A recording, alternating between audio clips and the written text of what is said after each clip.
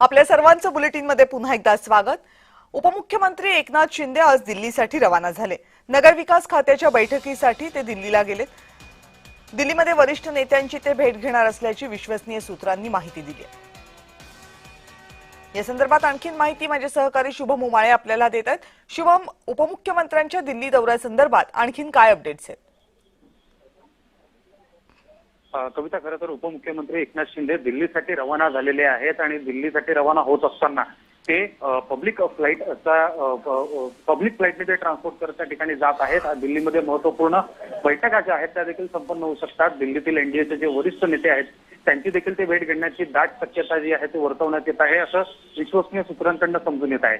एकीकडे ज्या पद्धतीने आता विधान परिषदेच्या निवडणुकींची घोषणा झालेली आहे, तर मात्र दुसरीकडे रायगड जिल्ह्याचं पालकमंत्रीपद हे पुन्हा एकदा चर्चेत आलेलं आहे आणि अशामध्येच आता दिल्लीतनं ते काय निरोप घेऊन येतात किंवा दिल्लीमधनं त्यांना काय सांगतात हे पाहणं महत्त्वाचं असेल।